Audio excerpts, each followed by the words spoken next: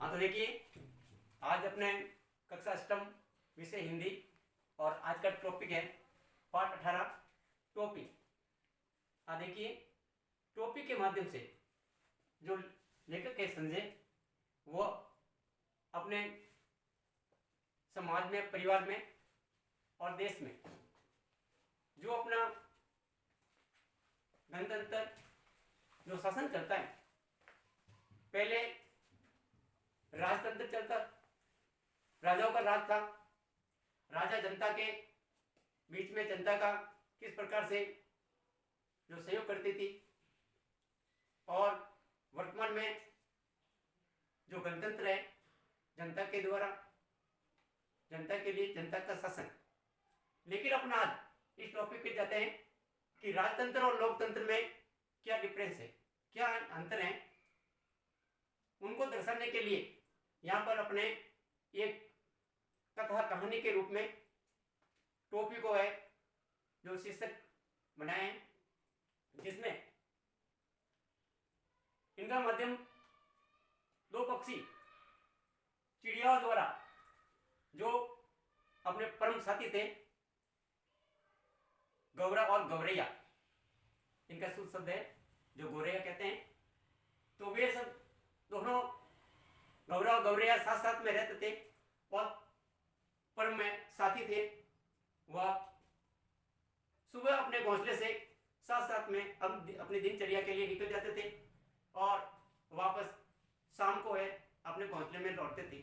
दिन भर का जो भी कार्यक्रम होता था उनकी, वो पुनः आपस में बैठ के जो चर्चा करते थे और अपने जो दिन भर में जो किए हुए कार्यों के बारे में और जो उन्होंने दृश्य देखा उनके बारे में वह एक दूसरे से बातें करते थे।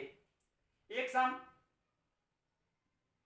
गौरैया ने गौरे से कहा, देखो इस दुनिया में जो मनुष्य है, मानव है, वो कितना है सुंदर लग रहा है, कितना अच्छा लग रहा है। देखो उनके वस्त्र है जो अपन है, क्यों है जो उनके जैसे वस्त्र है सिला के पहन सकते हैं। गौरा ने जवाब दिया, क्या कह रहे हो आप, ये वस्त्र पहनने से मनुष्य की है जो सुंदरता है, वो सौंदर्य है, वो गायब हो जाता है। अपने हैं उनसे है बहुत बेहतर हैं, बहुत अच्छे हैं अपने। जब वापस है गौरैया ने कहा कि नहीं, ये हमें अच्छा नहीं लगता, हम तो है वस्त्र या उनके जैसे बनने की कोशिश करेंगे। तो उसने कहा, गौरैया ने कहा, ये कपड़े हैं, ये लोग पहनते हैं, वो कपड़े पहनने से उनकी हैसियत का पता चलता है, मात्र यही तक रह जाता है। गौरैया ने कहा, देखो मैं जैसा दृश्य देखा और उस व्यक्ति के सिर पर जो टोपी पहनी हुई बहुत ही अच्छी लगती है, मुझे और नहीं चाहिए, मैं तो टोपी पहनूंगी और टोपी सिला के रहूंगी। तो उसने अपने मानस में, अपने विचारों में ये ठान लिया कि हमें ये काम करना है और मैं करके रहूंगी। ऐसा करते करते जब वो बाहर अपनी दिनचर्या के लिए बाहर निकली तो अचानक रास्ते में उनके एक रुई का फाहा मिला, रुई का है जो टुकड़ा मिला। तो उनको उठाया और बड़ी खुश हुई और जाके गौरे से कहा कि देखिए आज से अपना काम है जो शुरू हो गया और ये रुई का फाहा है जो मिला। गौरे ने कहा, इसके चक्कर में मत पड़ना, ये रुई के फाहे से कोई कैसे करेंगे काम, कैसे बनेगा, इनको काटना पड़ेगा, इनको बुनना पड़ेगा, इनको सिलवाना पड़ेगा, दर्जी के पास जाना पड़ेगा, कहीं चक्कर में पड़ के आगे से आगे अपने कार्य करके फिर आगे अपना काम बनेगा। गौरैया को खुशी हुई, लेकिन गौरैया ने कहा, एक मात्र है छोटे से रुई के फाहे से अपन काम नहीं करवा सकते। उसने कहा कि एक है तेरे जैसे है जो रास्ते में एक बावड़ा व्यक्ति मिला और वो कहने लगा कि मेरे को है ना एक चाबुक मिल गया। घोड़े को है के लिए जो चाबुक होता है उनके बारे में बताएं कि अब है चाबुक तो मिल गया, लेकिन अब मेरे पास में सिर्फ है बाकी 3 बचे, और 3 में बताएं कि घोड़ा, लगाम और जीन।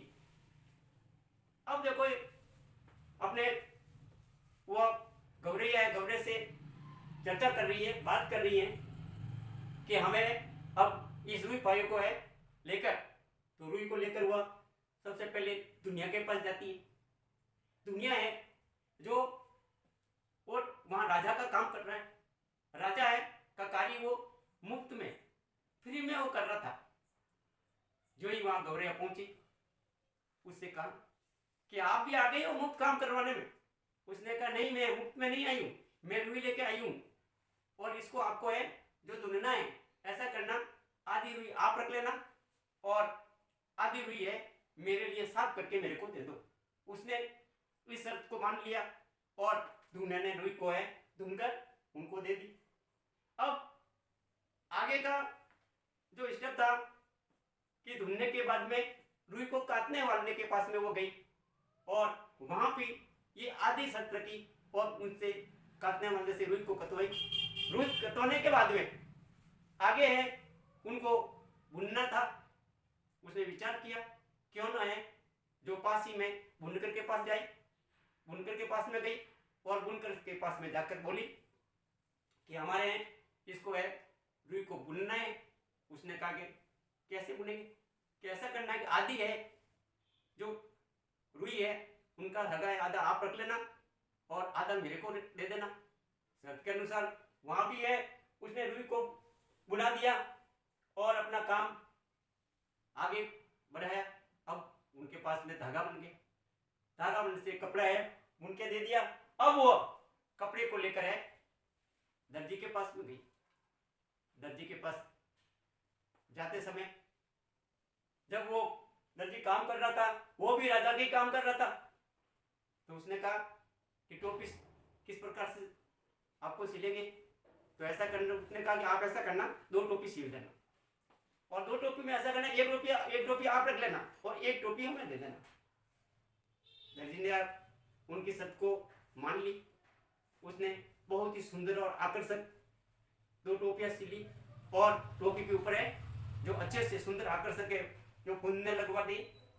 अब उसने वो सिली हुई टोपी को अपने सिर पर पहनकर वो गौरा के पास में गई और गौरा से कहा देखिए आज मैं कितनी सुंदर लग रही हूँ। गौरा ने कहा आप तो बहुत ही अच्छे लग रहे हो, बहुत सुंदर रानी की तरह लग रही हो, जच रही हो आप। गौरिया ने कहा रानी नहीं, राजा कहो, राजा। हाँ राजा और लेकिन रानी है आप लेकिन रानी के रूप में शोभायमान लग रही हो। ऐसा करते करते वो अपने चर्चा में आगे बढ़ रहे हैं। तो फिर आगे जो ही है राज दरबार आता है तो वो अपने मन में खुशी से वो राजा के पास पहुंच जाती है। राजा के पास जाते ही वो अपने सिर के ऊपर इशारा करके कहती है कि राजा साहब मेरे सिर पर है सुंदर टोपी है और आपका सिर है बिल्कुल नंगा है, आपके सिर पर कुछ नहीं है। देखो मैं कितनी सुंदर लग रही हूँ, मैं आपसे बड़ी बेहतर आकर्षक और सुंदर लग रही हूँ। राजा ने कहा देखो एक छोटी सी है चिड़िया है और मेरे बारे में इस प्रकार से बातें कर रही है।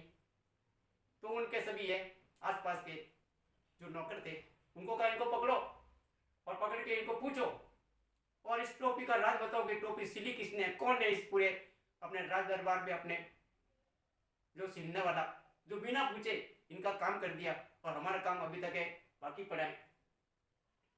जब उससे पूछा गया तो गौरे ने कहा मैंने जो भी काम करवाया है वो मैंने पूरी है जो उनकी कीमत चुकाई है। मैं जिसके पास में गई उनको उनका मूल्य देकर, उनकी मजदूरी देकर, उनका मेहनताना देकर मैंने ये काम करवाया है। जब जाके मेरा ये काम पूरा हुआ है और आप जो कह रहे हो हमारा काम रुका हुआ है तो आप जनता के पास में जाके पूछो क्या जो काम करने वालों को आपने कुछ दिया है। ऐसा कह के जब राजा ने सुना तो राजा चुप हो गए और वो खुश होके उनकी टोपी उनको वापस दी और गौरा और गौरैया दोनों बड़े खुश हुए।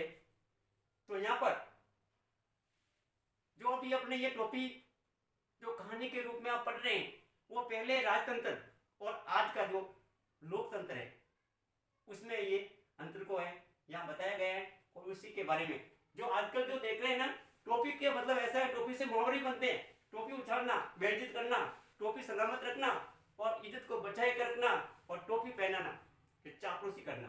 तो टोपी के माध्यम से अपने सही है, अपने को उचित कार्य करना चाहिए, दूसरे को अपना मेहनत अपना अच्छा कर्म करना चाहिए, आपस में मिलजुल कर रहना चाहिए। कहीं है अपने को ये प्रेरणा मिलती है। तो देखिए आपको इनके जो प्रश्न उत्तर हैं जो पीडीएफ के माध्यम से आपको है इसी के साथ में भेज दिए जाएंगे।